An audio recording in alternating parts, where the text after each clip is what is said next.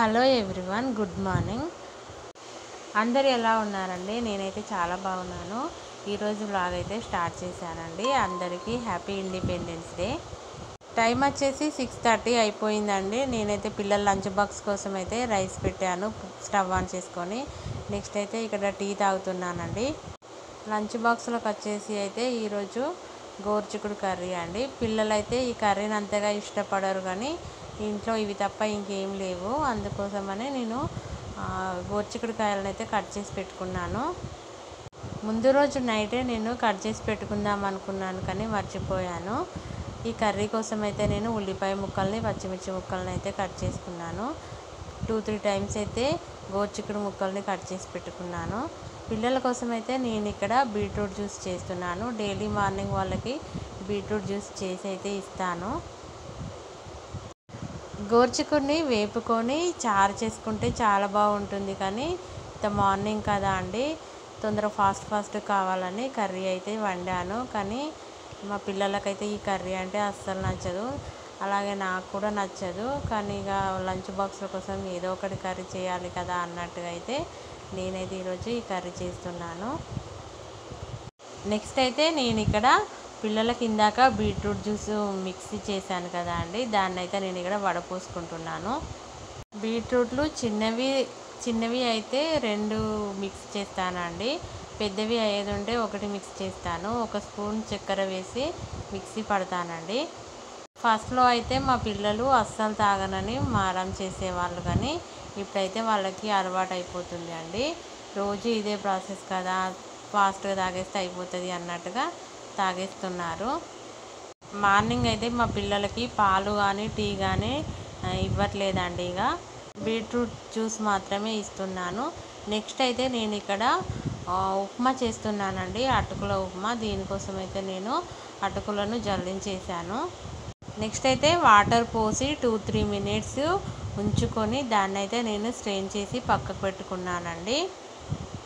Next అయితే stove on చేసుకొని ఒక గిన్నె పెట్టుకొని అందులో 2-3 స్పూన్స్ ఆయిల్ అయితే వేసుకొని ఫస్ట్ ఆవాలు, జీలకర్ర, పల్లీలు వేసి వేపుకున్న తర్వాతకి అయితే నేను కట్ చేసుకున్న ఉల్లిపాయ ముక్కలు, పచ్చిమిర్చి ముక్కలు వేసుకొని వాటిని అయితే నేను ఫ్రై చేసుకున్నాను. తర్వాత ఉప్పు వేసి పసుపు అండ్ కరివేపాకు వేసుకొని అయితే వాటిని నేను ఫ్రై చేసుకున్నానండి. ఫ్రై అయిన తర్వాత మనం ముందు అందులోకి పక్కకు పెట్టుకున్న అటుకులు వేసి మిక్స్ చేశానండి. అంతే, అటుకుల ఉప్మా రెడీ అయిపోయింది. నెక్స్ట్ అయితే నేను ఇక్కడ పిల్లల స్నాక్స్ బాక్స్ కోసం అయితే డ్రాగన్ ఫ్రూట్ని కట్ చేసి వాళ్ళ స్నాక్స్ డబ్బాలలోకి అయితే పెట్టేశాను.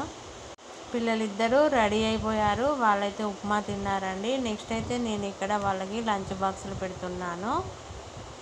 పిల్లల లంచ్ బాక్సులు అయితే రెడీ అయిపోయాయండి, స్కూల్కి అయితే వెళ్ళిపోయారండి. నెక్స్ట్ మా ఆయన కోసం అయితే నేను ఇక్కడ టిఫిన్ అయితే ఇచ్చానండి తినమని. తనకు కూడా డ్యూటీకి టైం అయిపోతుంది, ఫాస్ట్గా తినేసాడు. నెక్స్ట్ అయితే పిల్లలు స్కూల్కి వెళ్ళిపోయారు, మా హస్బెండ్ అయితే డ్యూటీకి వెళ్ళిపోయారండి. ఆ తర్వాత అయితే నేను వాషింగ్ మిషన్లో బట్టలు అయితే వేస్తున్నానండి. వర్షాకాలంలో అయితే బట్టలకి పెద్ద టాస్క్ కదా అండి. వర్షం ఎప్పుడు పడుతుందో తెలియదు, ఎప్పుడు బట్టల్ని చూసుకుంటూ ఉండాలి. నేనైతే ఈ లిక్విడ్ యూజ్ చేస్తాను వాషింగ్ మిషన్కి.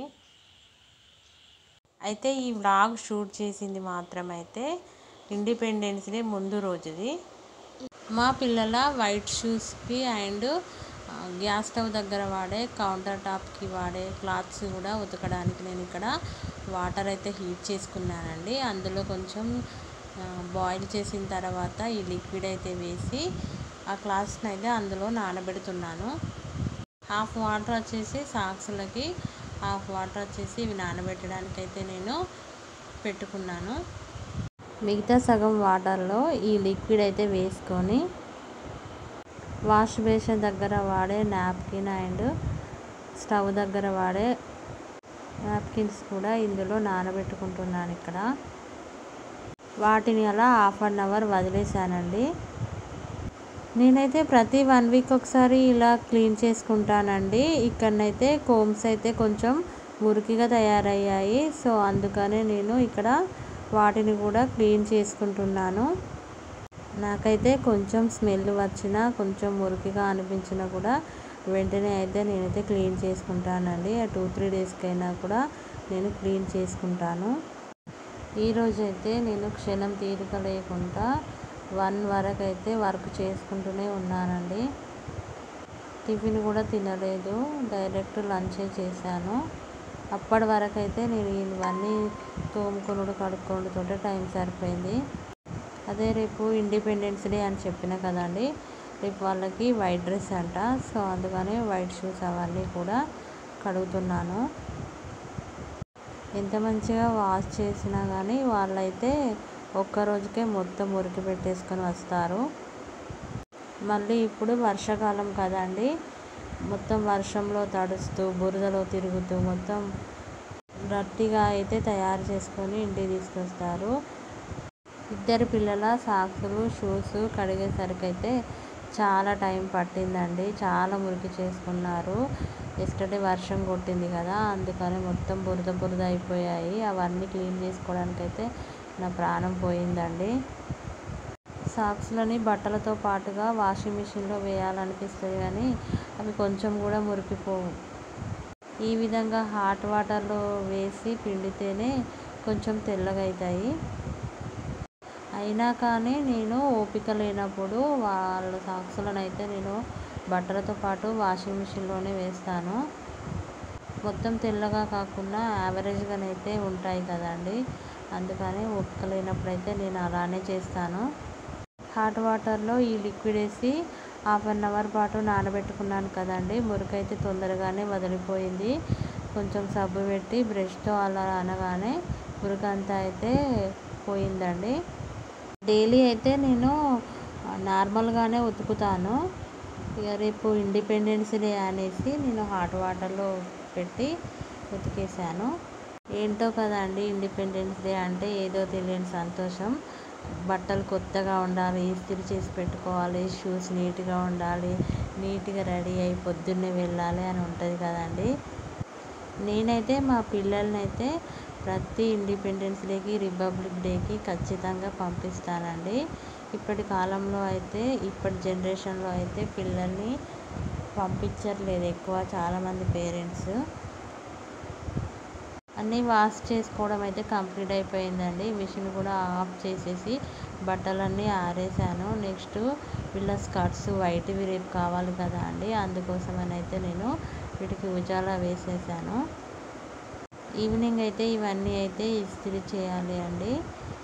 కాకపోతే వర్షం వస్తుందేమోనని భయంగా ఉంది. ఇక్కడైతే దువ్వెనలని ఆరబెట్టుకున్నాను. నెక్స్ట్ షూస్, మబ్బు అయితే ఉందండి, వర్షం వచ్చేలానే ఉంది. కానీ భయంగానే బట్టలను అయితే ఆరేసాను. ఈ వీడియో అయితే ఇంతటితో ఎండ్ చేస్తున్నానండి. ఈ వీడియో ఒకవేళ మీకు నచ్చినట్లయితే లైక్ చేయండి.